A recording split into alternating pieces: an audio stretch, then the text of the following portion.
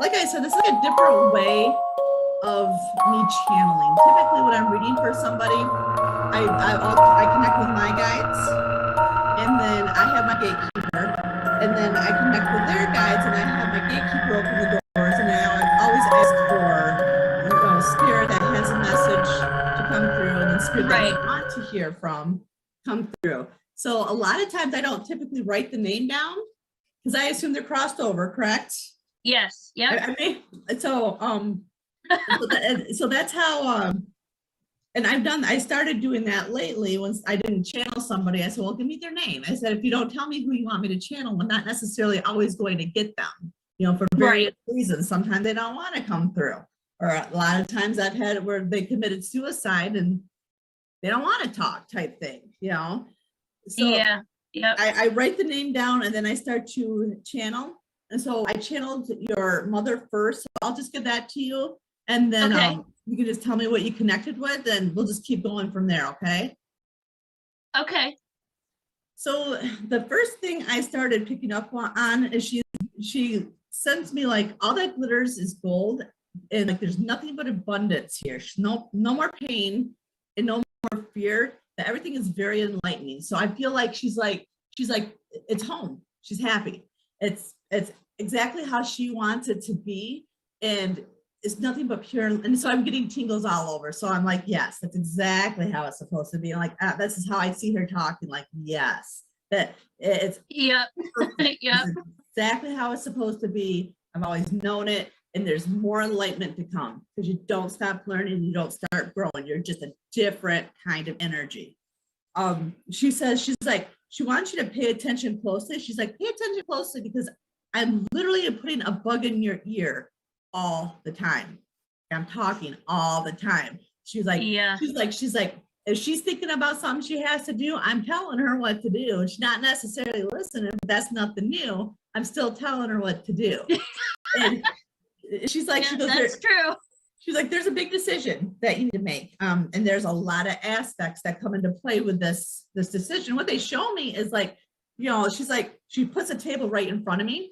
And she's like, she has got a lot on this table. Like there's a lot on your plate, a lot of decisions. And like, she's gnashing her teeth over it. She sits there forever in front of this table trying to figure out exactly what she wants to do, how she wants to do it, when she's going to do it, and why. Like there has to be a who, what, when, where, why type thing for everything. There has to be a plan. Otherwise, what's the point? That's exactly what I just said to somebody the other day. I can't, what it is I need to do, I can't do it without a plan in place. There has to be a plan. And like she just shows me that pondering. Like she sits with you while you're sitting there trying to figure it out. And she's like, she's not alone. She's like, I'm putting the bug in her ear. I'm letting her know exactly. And you'll work it all out. It'll work out exactly the way it's supposed to. It's like, because what she was telling me, it's like once the final decision is made, this phase in your life will be complete. And so you're going to move into that new cycle and move into that new journey. And everything else is going to fade from here. Like all the past memories, the past pain, the worry, it is not even going to matter anymore. Like there's a huge shift. Okay. And this next part kind of confused me a little bit. What she showed me was like a car and then a crime and everything that's a buzz. Trying to remember what was. And she's like, if I had taught you anything, traditions are everything. And that's the way you hold on to memories. And she's like, come closer to me and allow me near to you. And so I feel like it's like, it kind of just represents, I think it always just represents chaos for me. It's like sometimes when all of a sudden, boom, someone you love's gone. So what do you do? Right. What do you do? It's like a wreck. It's like a train wreck. And that advice you once had isn't there anymore. So what are you going to do with it?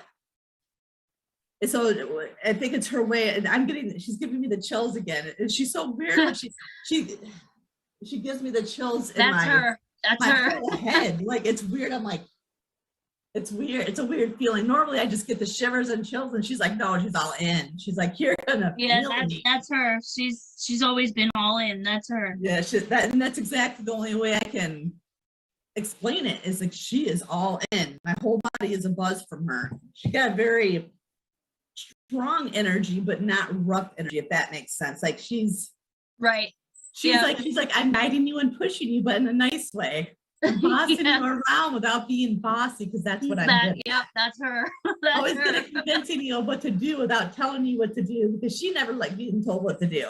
So That's right. she realized how to manipulate the scenario, so to speak. Yeah. What her biggest thing is, like, she's like, if you allow her just a little bit closer, I think what she kind of tells me is like, you don't realize how close she really is. Like she's like right on top of you. And she's like, just allow me in, open up a little bit more, and you'll start hearing her messages, and you'll know exactly what to do, because she's guiding you from the other side, like a guardian angel does. Yeah, there's times where I'll sit and I'll talk to her. Like as if I'm talking to you right here, like this. Like, and I'll sit and talk to her. And I swear she's like right there. And she's like, I am. She goes, I'm answering her back. And she's like, the more you gain faith in the fact that she's answering you back, the more you'll actually be able to hear her and have that full-blown conversation. And then she shows me, that there's issues that need to be released for you, like anger, especially when the anger is associated with your pride. Okay. she's giving me those chills again. So she's like, she can't be holding on to it. It doesn't matter anymore. It just doesn't matter anymore. To you, it does. Sometimes when you hold on to a certain kind of anger, you feel like it holds them closer. But she's like, you don't need that. Just because I've showed you that your traditions is what triggers your memories. You don't release the pride and release the anger, because you can't do battle with it forever. And then she's like, be sure that you're watching for the feathers. That's how will let you know she's there too when she wants to give you a message. Pay attention to feathers that you find, pick them up, take them with you. And especially if they're different colors, look up the spiritual meaning of feathers and their colors, because that's her message to you. That's her giving you signs. And then she also, and here I keep thinking of the butterflies. Oh, that too. That spirit really comes through a lot in butterflies, definitely, because it's all about the death and rebirth, the death, rebirth, and transformation. We were talking about weather. Now it has been dropping into the 30s and at night into the 20s here, even in Delaware. And the other day, I was at a job site with my boyfriend, who is part of the sitting at the table deciding. But I was sitting at a job site and saw a butterfly, and I said, "Hi, Mom." Like really, it's 38 degrees and there's a butterfly. Like, come on. That's how you know. That was. Yep, that's how you know, definitely. So the next thing she shows, there's a situation that you need to grab a hold of, otherwise no one will have the answers. So it's sort of like, scenarios are coming up and things that need to be done and taken care of. You have to take care of them yourself, otherwise nobody else is going to do it. It'll be up to you to do it. And then she's like, she's about to go through a huge transition. It's all about death and rebirth for her. This transition will be like, what she shows me is this. There we go. Okay. I got more freezing rain popping down on top of me, so it kicked out my connection real quick. But she's showing me this transition with like a death and rebirth. And this transition's actually going to be working with three. It's all about collaboration and like huge new beginnings. So this is going to be like a rebirth and a whole new you. And like, it's going to be like the perfect ending, so to speak. Mm-hmm. And then I believe it will be. And then the last thing that I picked up from her, which I actually thought was really interesting, is there someone in your family that's getting ready to have a baby or is trying to?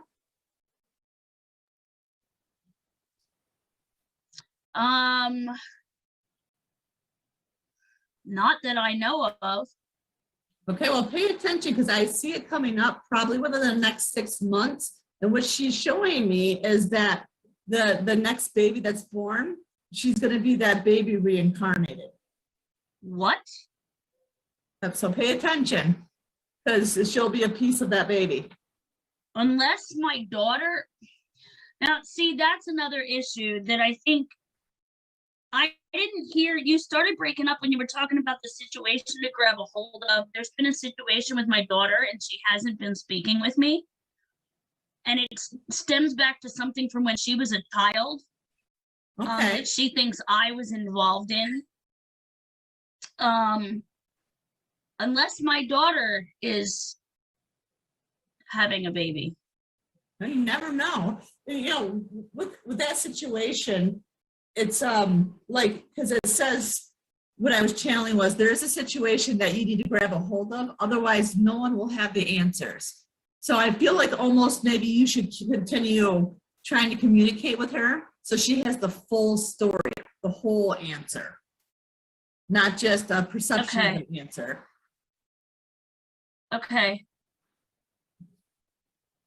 All right.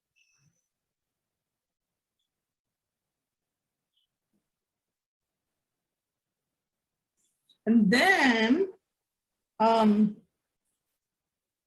we go to your brother. Are you ready? Yeah. All right. And at first, I'm not gonna lie, I had to go back and like check what you were wanting me to channel, because what started coming through first, like I kept on hearing son. And I was like, am I channeling her son? I thought it was her brother. And yeah, it's my brother. He's a character. He is. He has a sense of humor and like a little bit of cockiness. But he's well, like, no. I'll tell you about him when you're done with this. But this will be an eye opener for me, and I think he had some issues his whole entire life, and I will tell you about them if you don't bring them up. But there wasn't much we really understood about my brother, and I was hoping that you'd be able to even speak with him, because in life he couldn't. He touched on a little bit, and what I'll do is I'll just read through what I channel, because I wrote all of it down, and I'll take pictures of it and I'll send it to you when we're done. Okay. But when I started asking about the son, he was like, he goes, I was like a son, because I was a priority, and she would have done anything. He said, anything. And she's like, but she always knew when I was shoveling the shit. Yep. I thought that was funny. I'm like, okay, so you have a sense of humor. Like he knew that. He's like, oh, he goes, wrong choices. He goes, I was always making weird decisions, wrong choices, but usually I could find a way to get out of it. So what he kind of showed me was that there was a lot more things that he had going that nobody ever knew about, because he was very good at talking his way out of scenarios. Like, he's like, yeah, he goes, it wasn't the finest quality, but it was a talent. Like I knew how to get out of any kind of situation that I got myself into. And then he showed me like stormy and windy. Like, he loved this kind of energy. He loved the chaos. He liked it. Otherwise, it's one of the reasons he's like, I would create chaos because I was bored. He goes, I had too much time on my hands. I was bored. And so sometimes I would come up with the chaos. He goes, he didn't recognize the chaos it caused everybody. And then he's got chills. He's like, I'm sorry for that. Because once I crossed over and I had to watch everything, I never realized the impact my decisions and things I did had on everybody else, because I was just all in my own little world. Mm-hmm. It wasn't because of a lack of love. It was just, he goes, I was just all in myself. And it wasn't because he was selfish. It was just, he liked the chaos. And some people do. Some people want the adventure. They get bored. And so if they don't have the adventure in front of them, they're going to go looking for it. And then he said something about a male role model, and I'm really not sure exactly what the connection was with that. But what he does is he gives me this like lopsided grin, like this like little wicked grin, the mischievous grin, I guess is the best way I could describe it, because it was like a one-sided grin. And he's like, the biggest thing I realized is that we never end. We just cross over and we wait until it all begins again. So it's kind of like he's like showing me that he's spiritually evolved. So he's seen a little bit of that bigger picture where, you know, he realized the stuff that he was doing is he was supposed to be learning lessons. He just never quite got to that point of actually learning the lessons so he could learn new lessons. He's like, it was the same old shit, different day, same old cycle. But in a way, yeah. He goes, I get it now what the point was. So he's just waiting for his turn to come back again, right? Okay. And what he shows me is, I don't know if you ever feel this energy, but he shows me like tapping on your shoulder, trying to get you to listen, trying to get your attention. He's like, tapping her. I know sometimes she's thinking about it, but he goes, and that's what he used to do.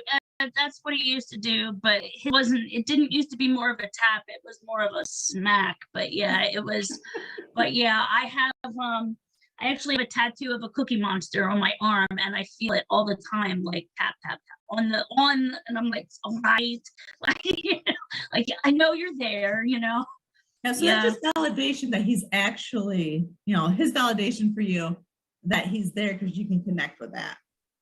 The next thing I started getting from him was like stories and stories. So keep on telling the stories. So I don't know if he had a child or other family that needs to hear his stories, or you tell stories about him, but he likes to hear the stories.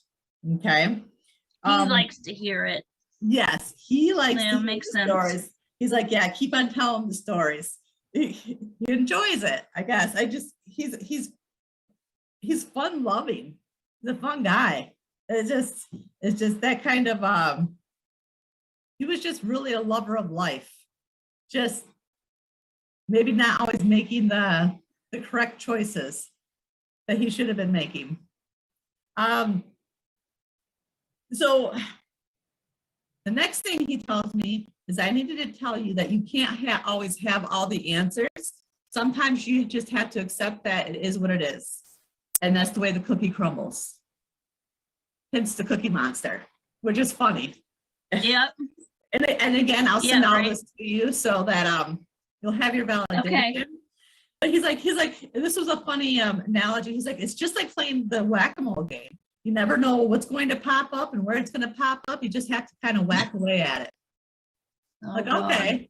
So it's like, you never know what you're going to get. Sometimes that's the fun of it. Sometimes that's the frustration at it. You know, sometimes you're just never going to figure it out. That's the way it works. And then the next thing I started channeling from him is, he goes, you know, sometimes I just couldn't get out of my own way. He shows me, like, I pulled the devil card. And so typically when I'm getting that card, it's somebody who, like, you know, has it, like, you know, addiction or things that just, no matter how hard they try, no matter how good they are, it's just sucks them right back down. And so he tells me, like, and so I'm getting the tingling from him again. And he's like, you know, I just couldn't get out of my own way. You know, sometimes I just wanted to escape. And this feeling was always very unsettling for me. And each time I had to experience the sensation, it made it harder for me to let go the next time. So just deeper and deeper into the rabbit hole I went. And just, you know, I didn't want it to be that way. It's just, I couldn't get out of my own way. Too much chaos. You know, there's that starting to chase the chaos because you like it, and getting so far into the chaos that you can't get back out. And it's just, you know, being all over the place and not being able to catch up with himself. Yep. So your brother tells me the biggest thing that moving forward with you is you need to honor yourself and take better care of yourself. Yeah, love yourself a little bit more, take better care of yourself, and focus on you, because you're not all over the place. But I feel like when I connect with your energy, I can feel into your your solar plexus, and I feel like not lack, but there's something missing. A tiredness. Yeah. It's a depletion where you're kind of zoning through life versus living your life. And so it's time to try to start living again and feeding your soul and being again. You know, I could give you that cliche statement that spirit's all around you, but you already know that. So it's more trying to find the answers to the questions that you're seeking. The hows, the whys, you know, the what happened, what didn't happen, that mirror effect type thing. And sometimes you can't have all the answers, but I think if you allow yourself to heal a little bit, the answers will slowly come to you. You'll be ready for them then. You know, answers come as the more you evolve with your healing, the more ready you are for them. And then the last part of his was everything's going to fall into place for you. Release all your worry. It's again, it's all about that death and rebirth, and that transition that's coming your way. Don't even worry about it. It's going to work out exactly the way it's supposed to, and you're going to end up exactly where you're supposed to be. And it's going to end up perfectly for you. I hope so. I hope so. So Bobby had something called Angelman syndrome. So Bobby died December 4th of 2019. Okay.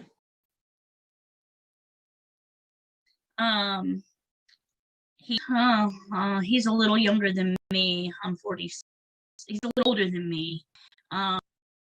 So 71, 2, 3, 4. So he's 4 years older. Now he'd be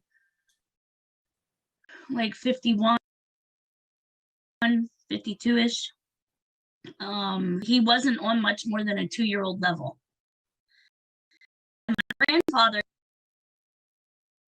used to now my grandfather was Indian. My mom, that's the other reason why my mom would never admit she was Wiccan, but she was Indian. She was like part of the Cherokee tribe. But you know how spiritual the American Indians are. Yeah. So my grandfather used to tell us all, one day Bobby's gonna surprise you and he's just gonna up, walk and talk. And you're not gonna understand it because it's gonna be like, oh my God, what just happened?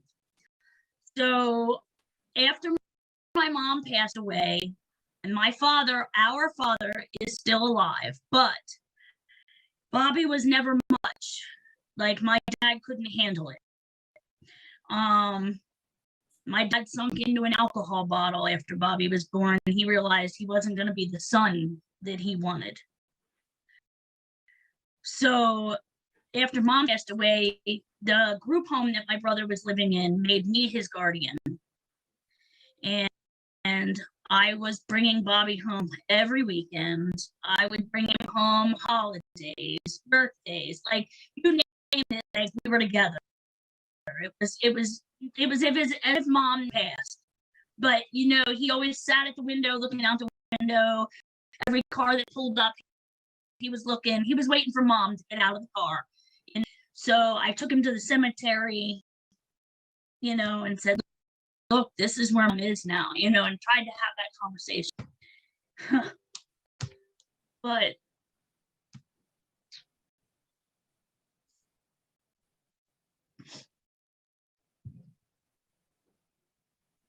sorry. No, you're all right. It's a message you need to share. You're good.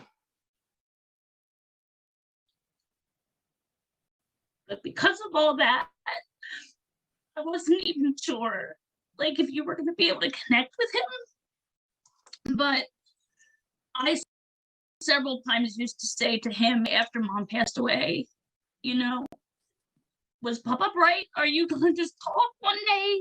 You know, we always knew, like, if we said something funny, he would laugh before we would.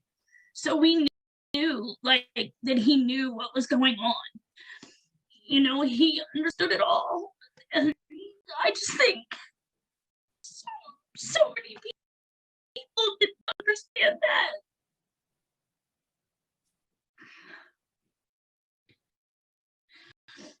But I've often wondered, like, if now he lived in a group home when he passed, and they called me.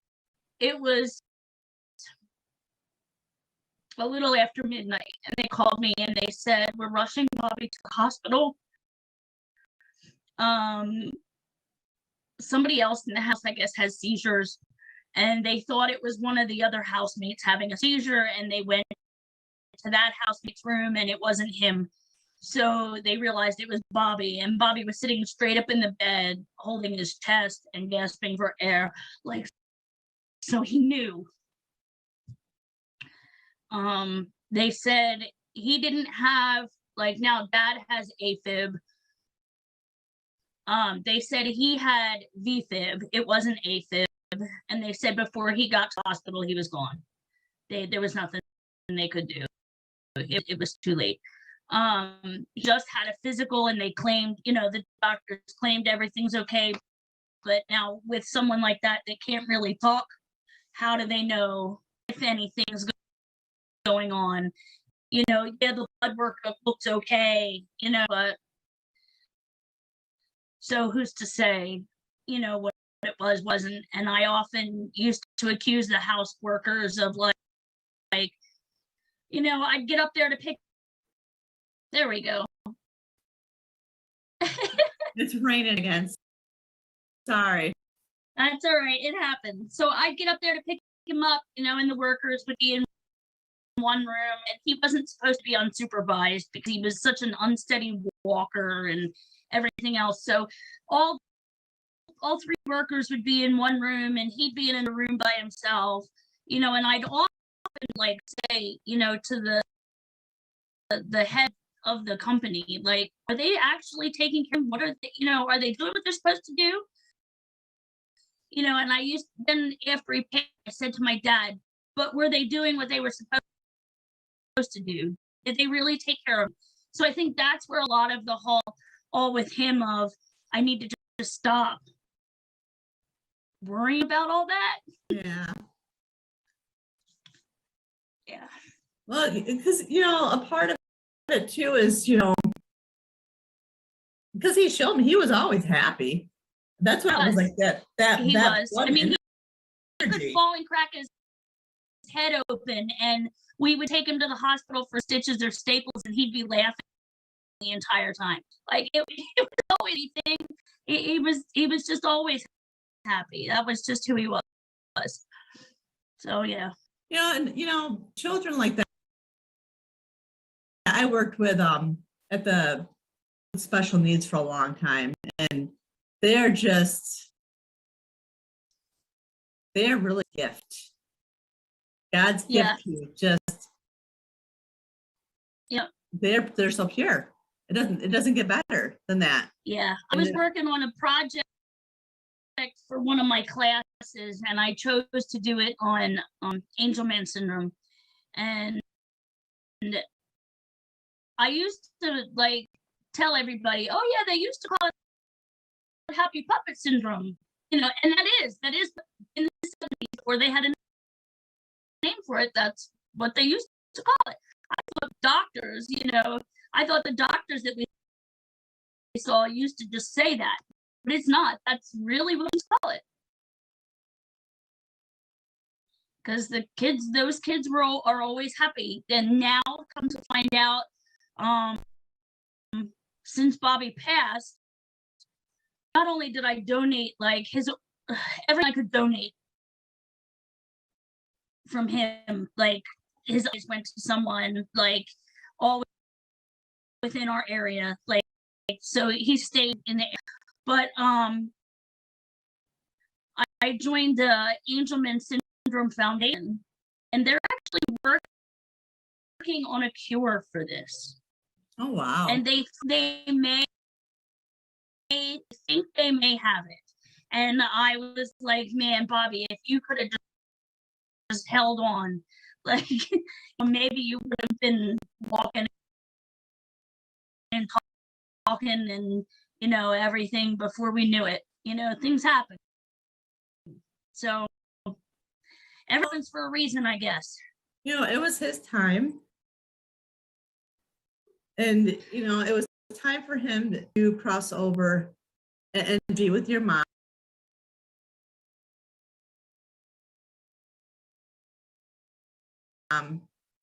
But at the same time, too, he did to release that burden off of you. So I feel like because what I feel like is you not focusing on what you needed to be focusing on, because you're always focusing on him. Yep. Not taking care of yourself because you were focusing on him, which was a beautiful thing. But at the same time,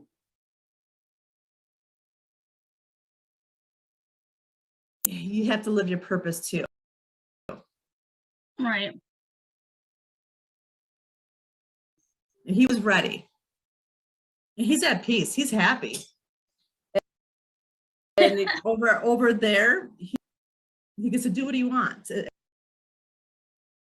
It's not like it was when he was earthbound. He gets to be his true spiritual essence. He's at peace and he's happy. And he's thankful for the love and the care. He sees the bigger picture, as we all do when we cross over. Right. But,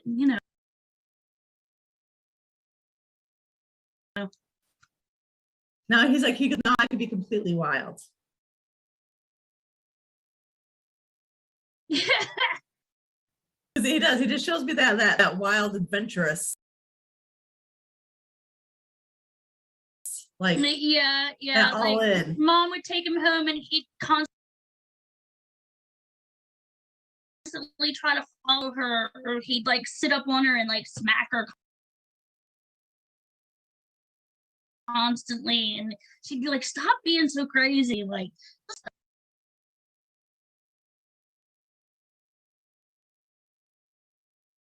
stop acting nuts. Like, so Yeah. yep.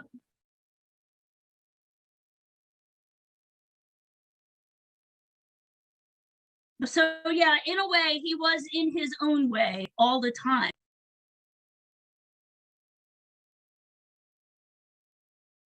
In a way, that's just the way it was.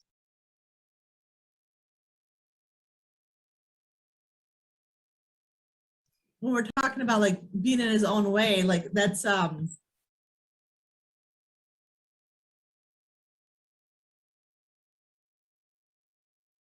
I think that's the blocking of the conversation.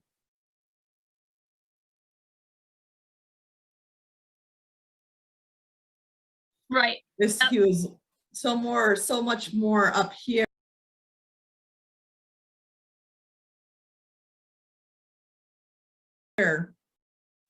Versus down here.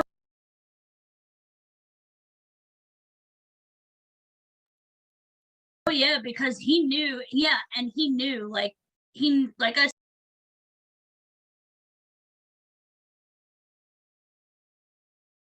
said, he would laugh. Like if somebody in the room would tell a joke, he'd laugh before anybody else.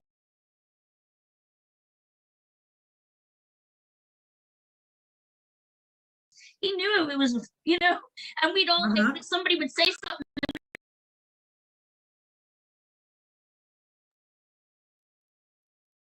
purposely be quiet and like, and then he'd just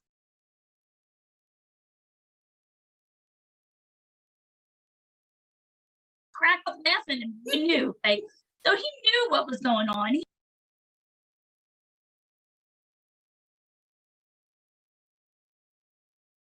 He knew everything that was being said, and the hard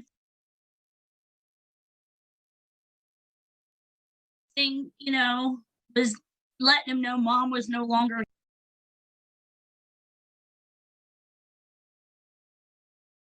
here. And it took me almost a whole year to do that, but I didn't know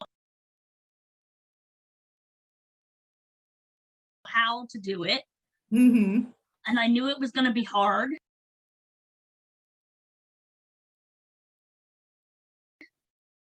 But, you know,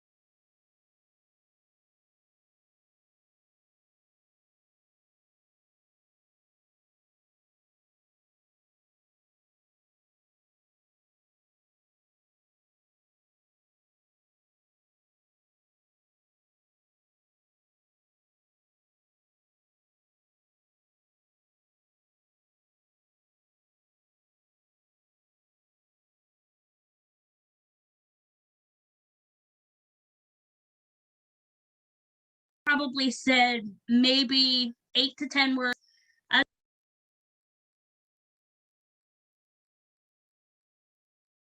As we got older, I shouldn't even say that. After he moved into the group home,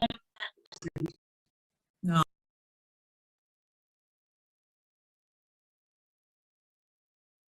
you know, even though he was going to workshop every day and Easter seals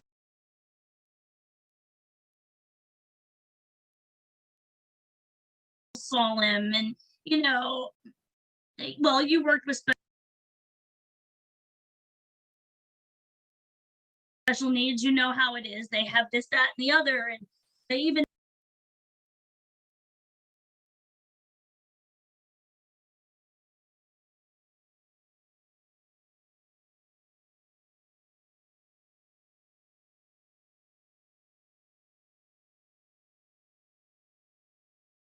though he had all that going on, he still like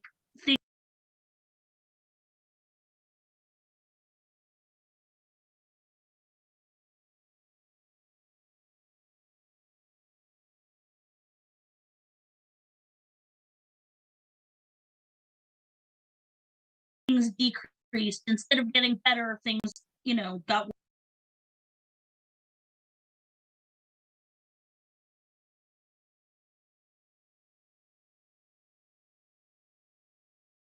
worse. And I think a lot of that was because he was no longer at home.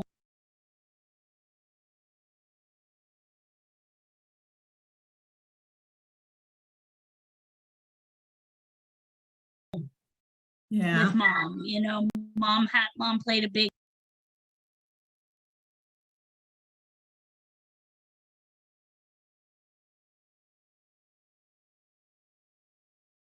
part of that, but she had some medical issues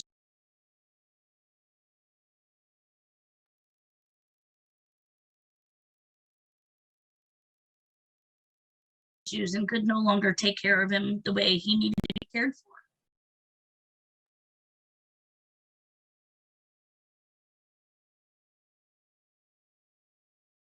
So we had to make that decision, and it wasn't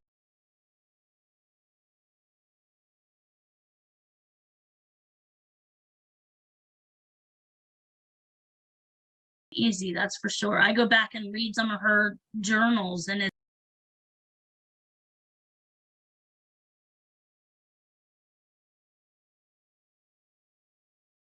it's like, you know, what she went through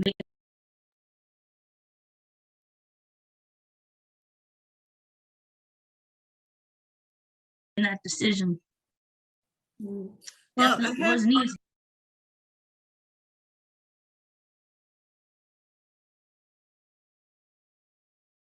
I have Teresa trying to get in here. Give me one second.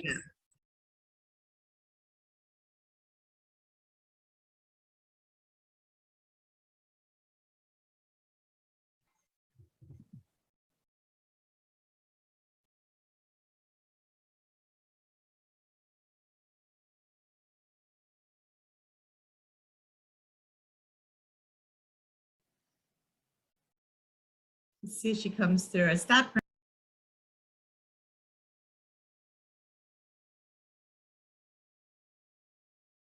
raining.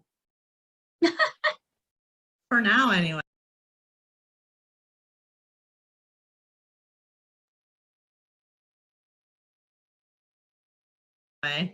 Yeah, right. Where is she?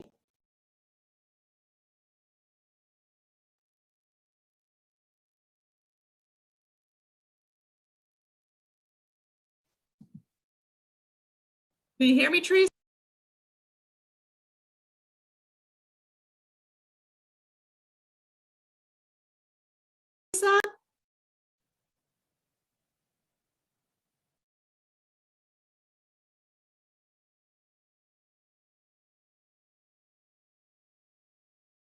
Oh, she hasn't come through yet. No, but yeah, it sounds.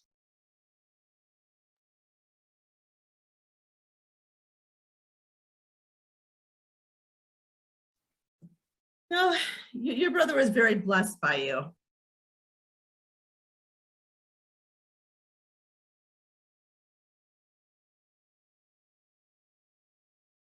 And you should have no regrets.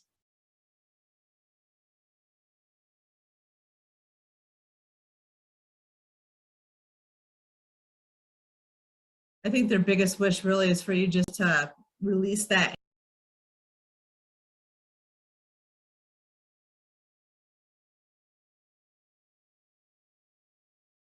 anger and just kind of move forward, because you can't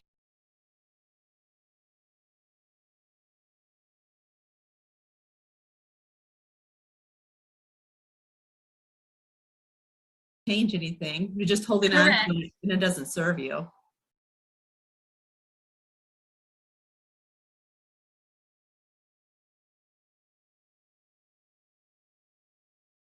Correct. No. But I think, yeah,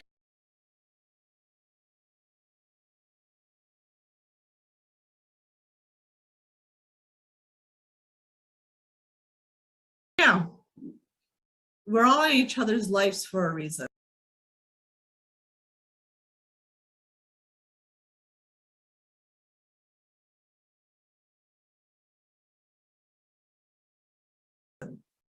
And you guys signed up for a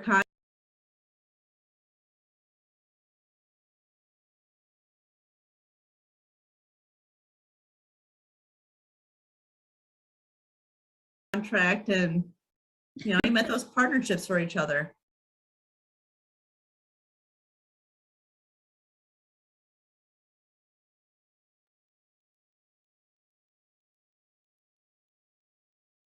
Right. Right. It's a beautiful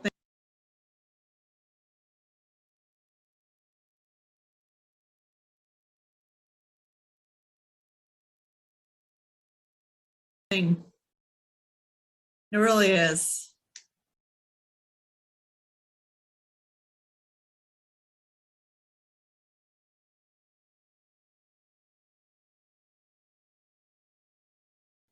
Loss, I don't know, loss is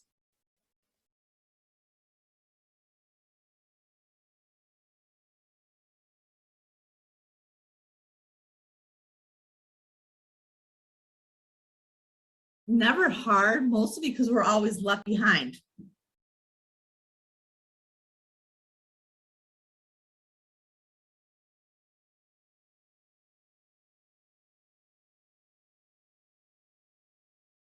It's the spirit, I guess, the good end of the stick.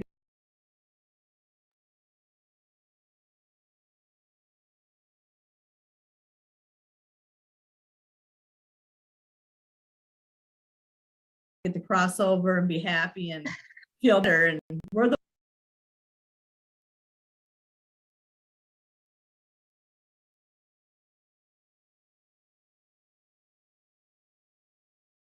the ones. And yeah, and feel better. Yeah. And my mom,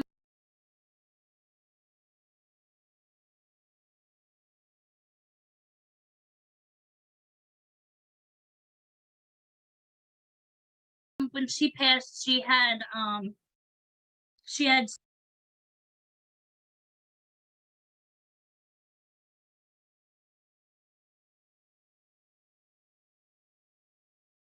COPD and emphysema, and she died early. She was only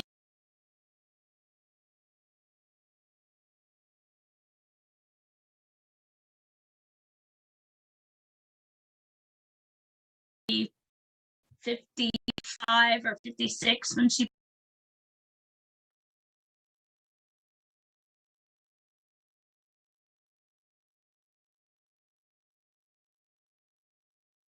passed.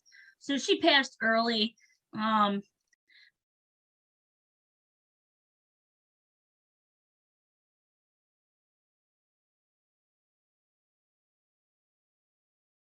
But I kept telling her, I told her for years, go to Temple, go to Temple.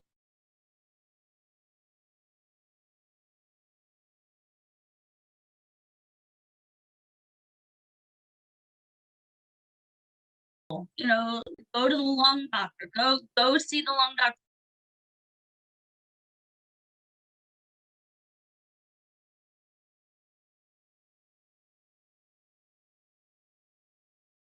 At Temple, stop going to this rinky little hospital. You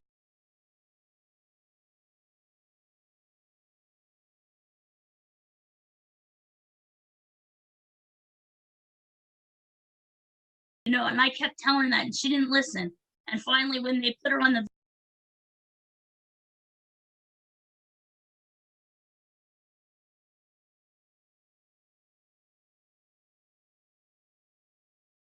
ventilator, and I knew she didn't want to be on the ventilator, I'm like, you gotta pull it.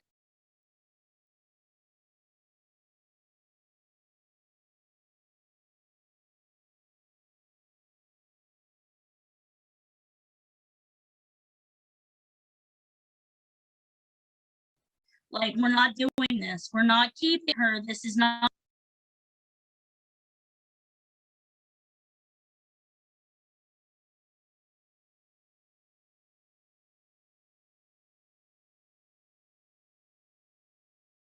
What she wanted. She had a DNR. Like, there was no reason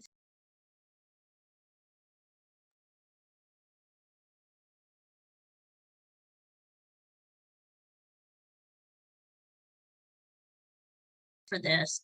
You know, that you didn't have to do this.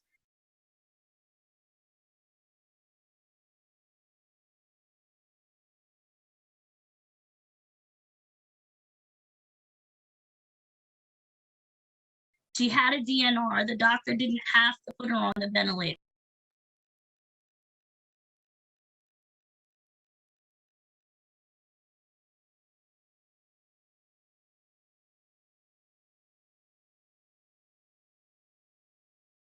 And he did anyway. He's like, but she asked me to.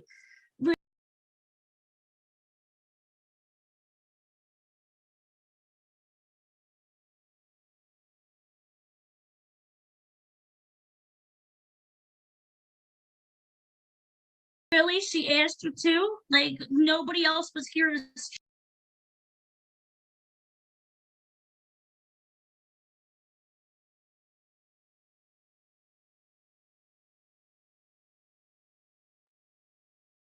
show that she asked you to. Like, are you sure she asked you to?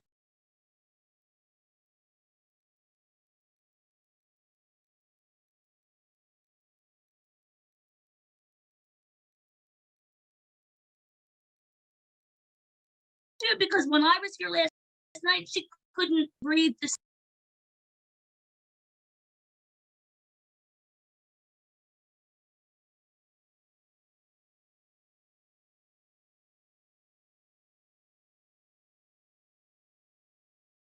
Say hello. Like, I don't know that she asked you to. Yeah.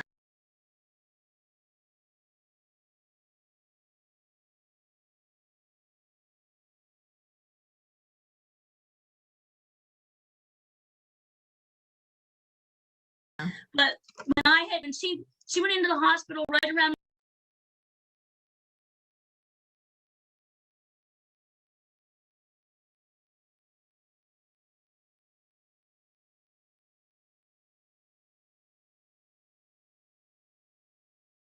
her birthday in January and didn't pass away until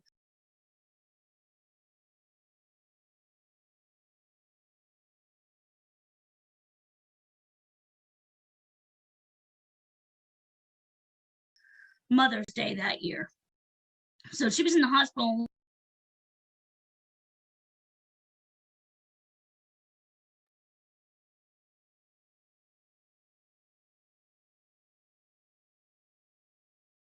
a long time. And right after she went in, I said to the doctor,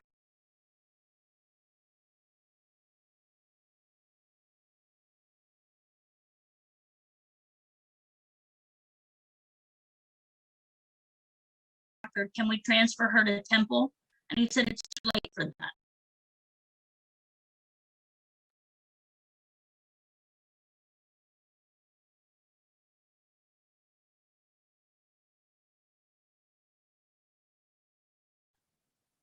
He said she should have went there years ago. So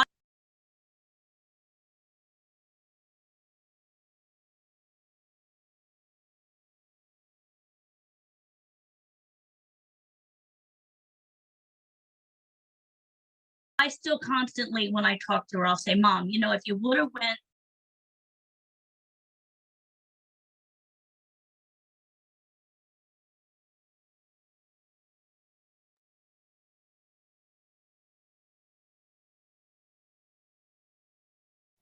to Temple. Good.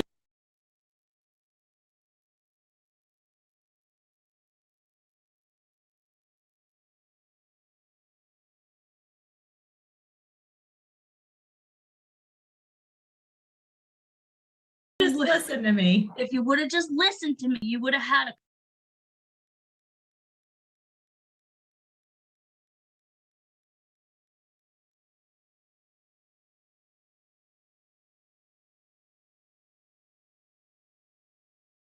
couple, at least a couple more years out of this, like, you know, but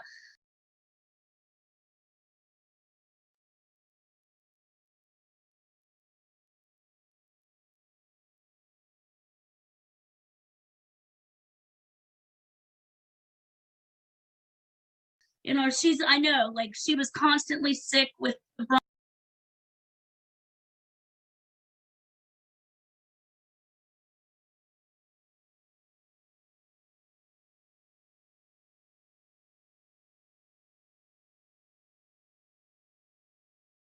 bronchitis and everything else, and it's just better for her.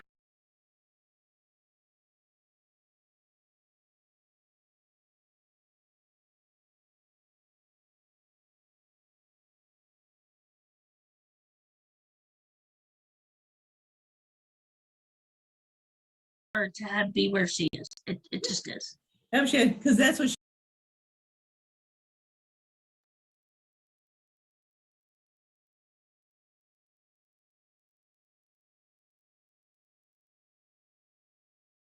she showed me. There was no pain. Yep. No pain. And that's what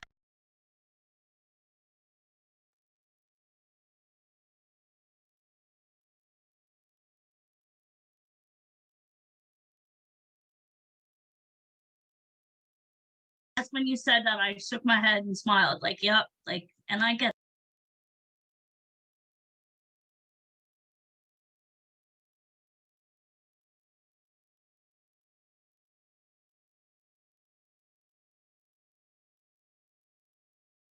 that. It took me a long time to not like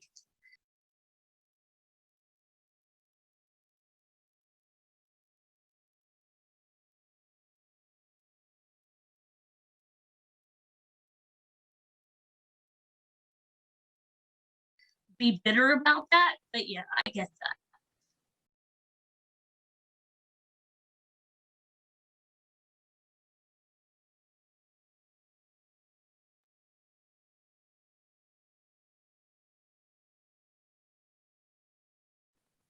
It takes time to heal. You're doing a good job at it, though.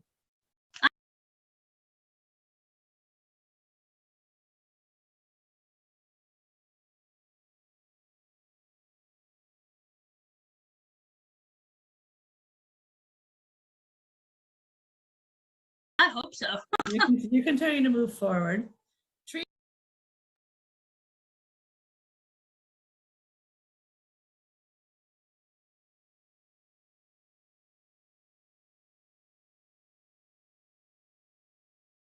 Lisa, are you there?